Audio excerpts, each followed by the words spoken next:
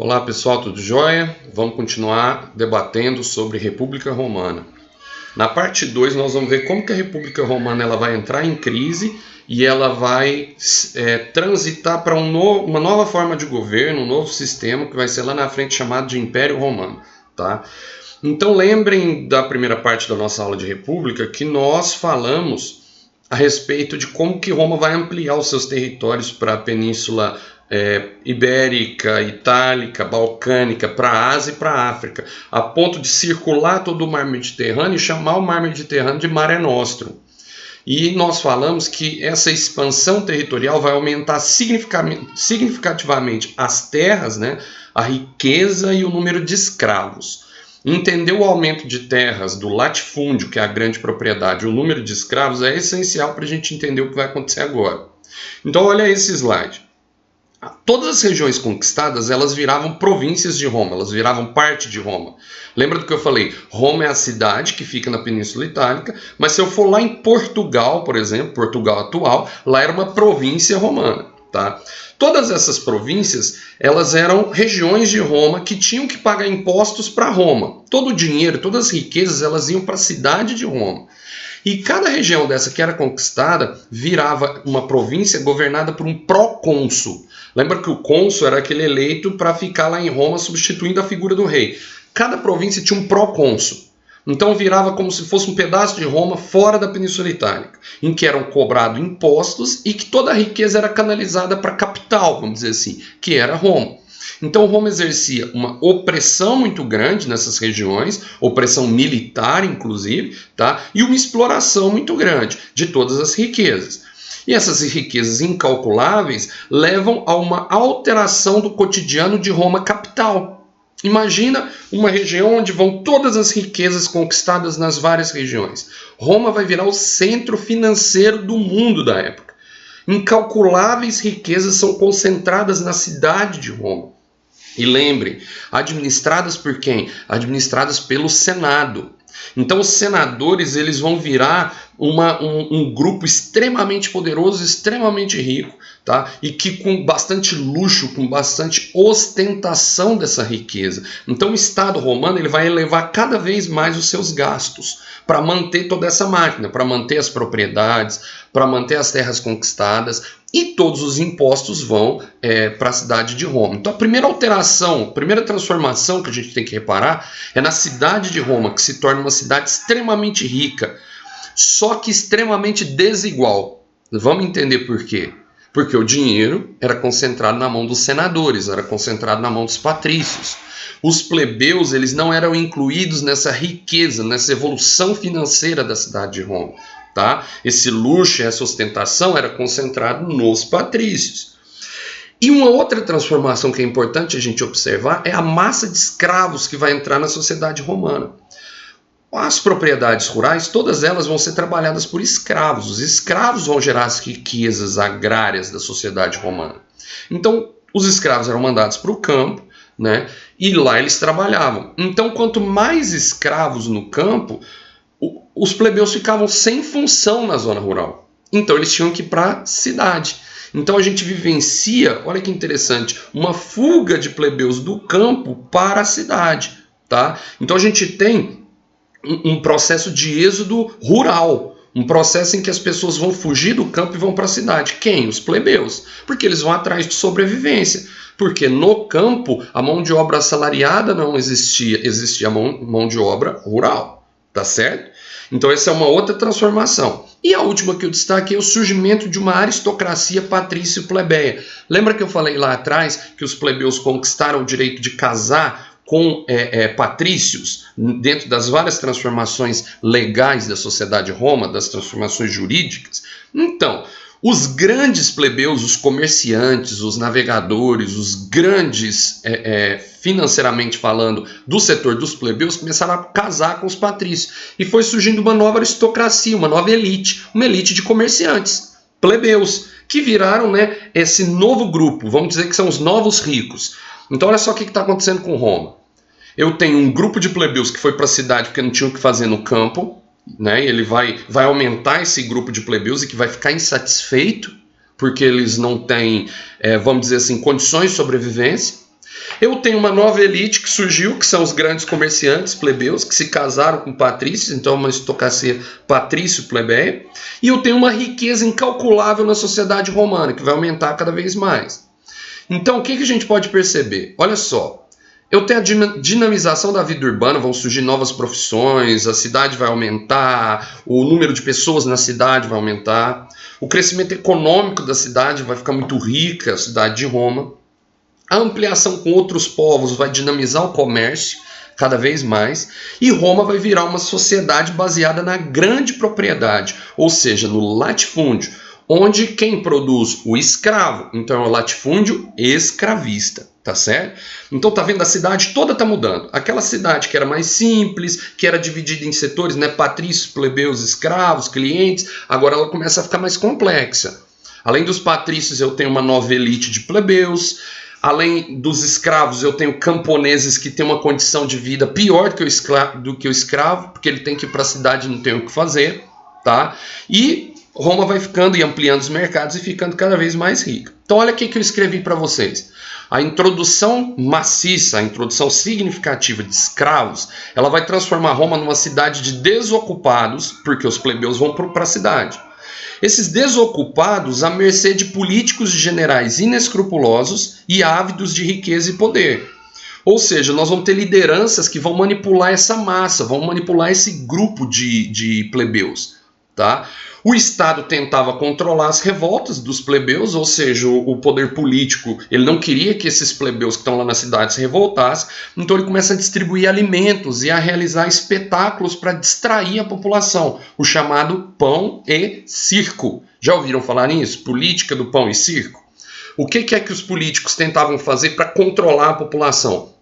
De tempos em tempos eles distribuíam trigo, distribuíam alimentação e faziam espetáculos para distrair a população, que são os espetáculos feitos no Coliseu, os jogos de gladiadores, os espetáculos todos organizados ali.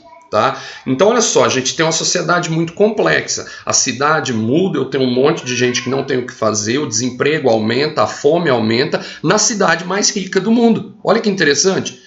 Na cidade que mais concentra riqueza no mundo, eu tenho um abismo muito grande entre quem tem dinheiro e quem não tem, que são os plebeus que saem do campo e vão para a cidade. Então algo precisa ser feito. Então vai começar um movimento dos plebeus para ter direitos sociais. Lembra que na aula passada a gente falou do movimento para ter direitos políticos, vai começar um movimento para ter direitos sociais. E é isso que a gente vai observar a partir de agora, porque as revoltas vão começar. Então olha só o que eu destaquei. Nessa crise, tá, que começa a acontecer em Roma, essa crise motivada pela desigualdade, motivada pelo número de pessoas na cidade, né, começam lutas sociais que vão desaguar em lutas políticas. E aí a gente tem que destacar dois caras, dois irmãos, os chamados irmãos Graco, Tibério e Caio Graco. Tá? Quem que eles eram? Lembra da aula passada? Eles eram tribunos da plebe, eles eram representantes dos plebeus dentro do Senado. No ano 133 a.C., diante dessa movimentação e dessa agitação social que estava acontecendo, o Tibério Graco ele começou a discutir reforma agrária. Olha só, ele começou a discutir redividir as terras, porque essas terras conquistadas elas ficavam na mão dos patrícios, elas ficavam na mão da elite. Então ele começou a falar de uma ideia de limitar as terras dos patrícios, para que entregue essas terras para os plebeus, para transformar grandes propriedades em médias e pequenas propriedades. A reforma agrária do Tibério Graco ela foi aprovada, mas ela nunca foi realizada, e acabou que ele foi assassinado em 132 a.C. Foi assassinado por quê? Porque ele estava interferindo nos privilégios, ele estava interferindo nos privilégios dos políticos romanos. Um tempo depois, em 123 a.C., o seu irmão, Caio Graco, que foi eleito tribuno da plebe, ele fez uma lei chamada Lei Frumentária, que obrigava o Estado a sempre entregar trigo para a multidão de desocupados, para a multidão de pobres, para a multidão de pessoas que passavam necessidade. O Caio Graco ele vai ser pressionado pelo Senado e ele acaba se matando, ele acaba cometendo suicídio. Eu quero destacar algumas coisas nesse slide para vocês. Era muito comum que o Senado assassinasse políticos. É estranho falar isso, né? Mas existia no Senado uma tradição de que se um político ele incomodasse o Senado, ele fosse considerado um conspirador ou fosse considerado alguém que ameaçava a República Romana, os senadores levavam todos uma faquinha para o Senado, colocavam embaixo da toga e quando esse político entrava no Senado, ele era assassinado dentro do Senado por todos os senadores.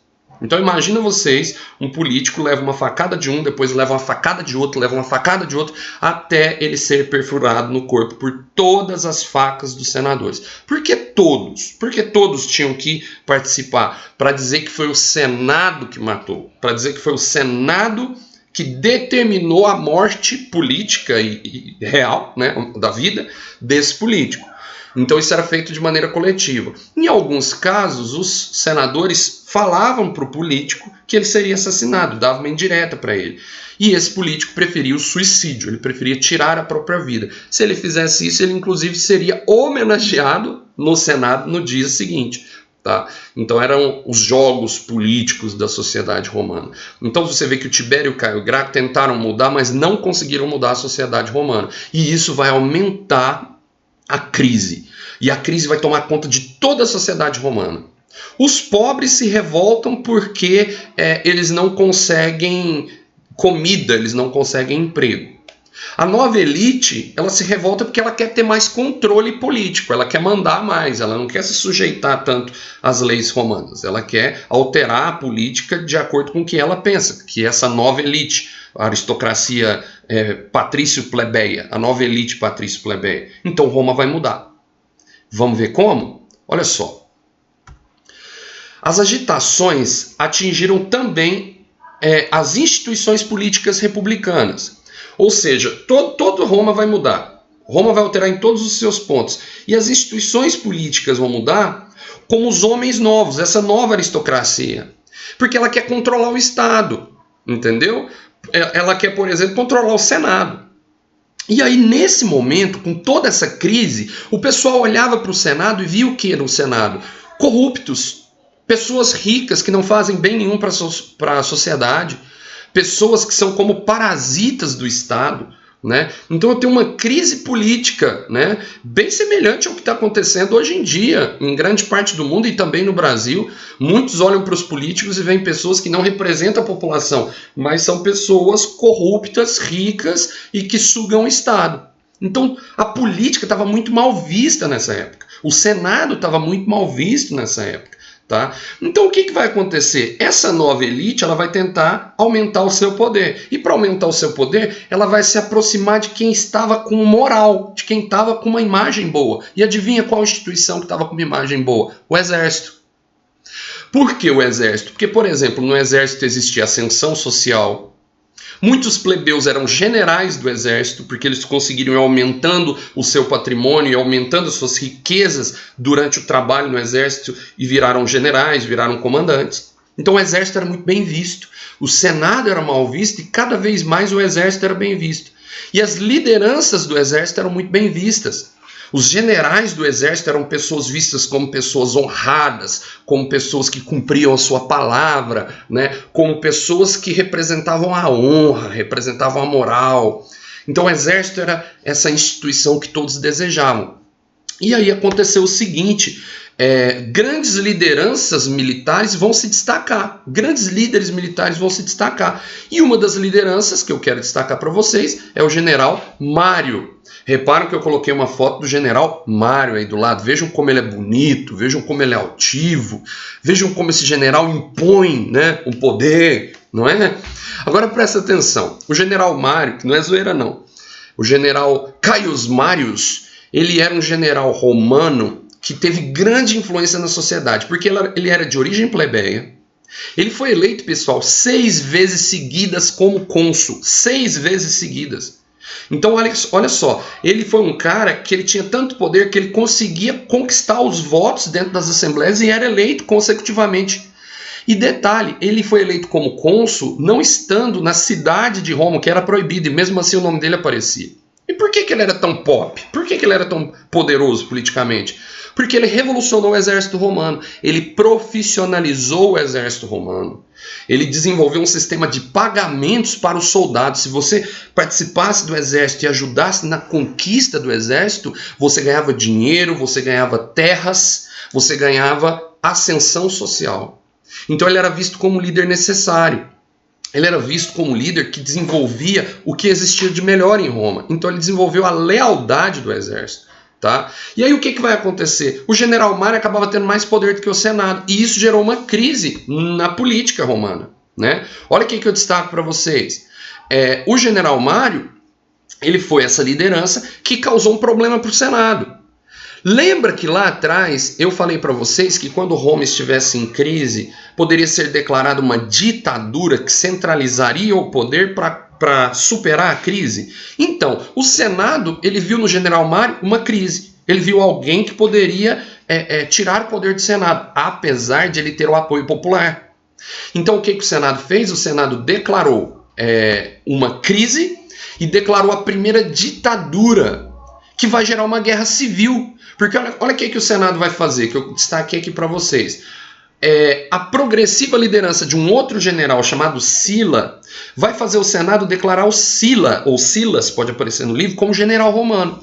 E isso vai gerar uma guerra civil. Por quê? O general Sila representava o Senado e o general Mário representava os plebeus, representava a sociedade romana. Então vai gerar uma guerra civil. Nessa guerra civil entre as tropas do general Mário e as tropas do general Sila, tá? Isso vai colocar em crise toda a República Romana. Porque imagina, Roma está em guerra internamente entre generais. Um general que apoia o Senado e que representa o Senado, e um general que representa a vontade popular. O general Mário vai ser morto em 86, mas a lealdade era tão grande com ele que as suas tropas vão continuar defendendo o ideal do general Mário. Tá? Isso faz o Senado declarar o Sila um general perpétuo, general eterno, um general que seria ditador para resolver essa crise. E não vai dar certo, vocês vão perceber que não vai dar certo. Porque o que acontece? O Sila vai tentar combater as facções, os grupos que apoiavam o general Mário. Ele vai restaurar a autoridade, a ideia era restaurar a autoridade do Senado, mas quando termina a ditadura, continua a crise. Ela está pior ainda do que antes. Então o Senado percebeu que ele não tinha mais poder. Algo precisa ser feito para trazer o poder de novo para o Senado.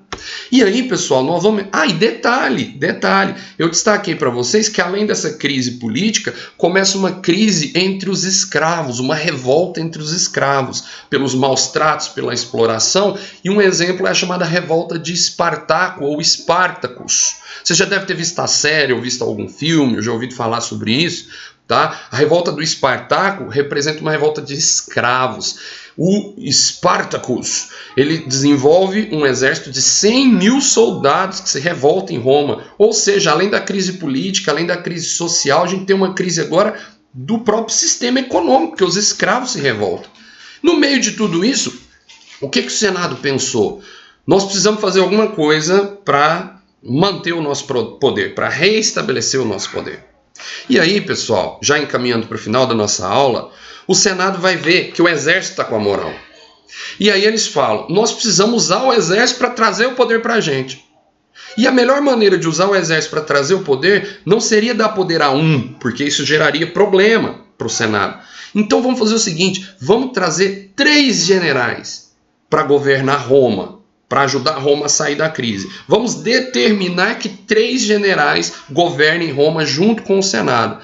E aí vai surgir o primeiro triunvirato. Presta atenção no que eles fizeram. Quem era o general Pop, vamos dizer assim, né?